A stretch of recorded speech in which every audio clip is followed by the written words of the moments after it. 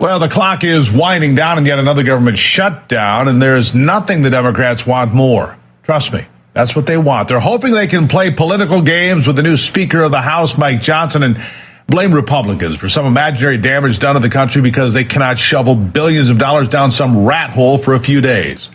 But that's where we find ourselves, piddling over rat holes and debts and deficits and how fast we can burn up cash. The average American will never even notice if the government shuts down for a few fading moments. I mean, it's happened several times now in my adult life. I can't remember a single one of them. That's how important they are. Can you? Oh, but the Democrats and their social media bots will hammer the otherwise uninformed about how dire it is. And who will suffer from those dangerous Republicans? And when Republicans are asked, well, they're certainly not saying the government won't shut down. In fact, it seems more likely than not at this point. Listen to this. We have the power of the purse, and look, we need more time. The CRs always hurt the military, always hurt our national security. And so the first CR until January could resolve the last four appropriations bills that we can't pass to date. So we could pass those and then have until February to negotiate with the Senate to get this done and put it on the president's right, but desk. first you need the votes to actually pass time. This. So can Republicans vote together to pass this proposal, this short-term funding agreement? We're going to have to. I mean, there's no choice here. I mean, the world is on fire from where I sit. It is too, urgent. We can't sit back and do nothing. Again, most Americans would be hard-pressed to even realize the government is closed if you don't work there.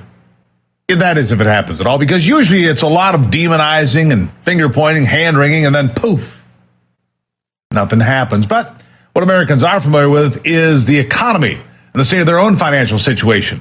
When they look at their budget and contemplate taking a few days off or something special for Thanksgiving, many realize quickly it's just a bit out of reach this year.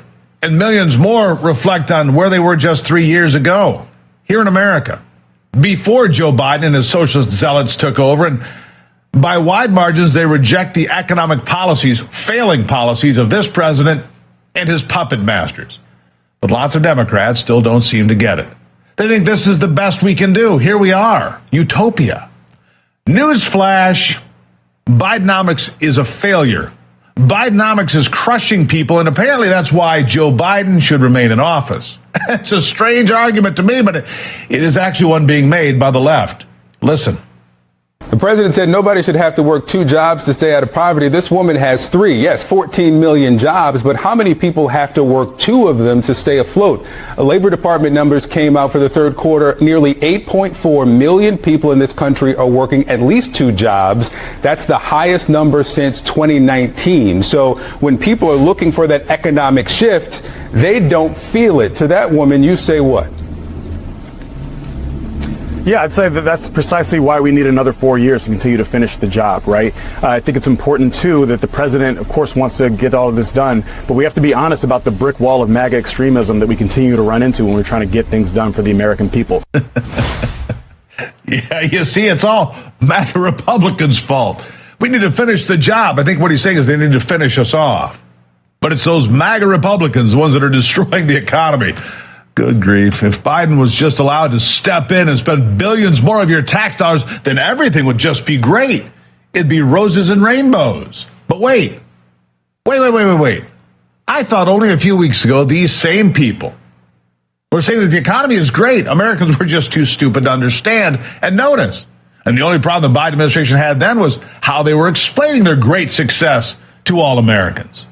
Oh, and those Americans the Biden administration is supposed to be speaking to, the ones where they just have to explain how great everything's going. Well, turns out things really aren't going all that great for them after all. How do I know? Well, here's an example. Are you happy with your vote for Joe Biden? Well, I didn't see something like really change. And I didn't see changes. Right now, I work in 3 jobs because I have to pay more things, like my house is more expensive. You see, she'd be better off if she had 4 jobs. 4. 3's just not enough. Maybe she needs to suck it up a little bit.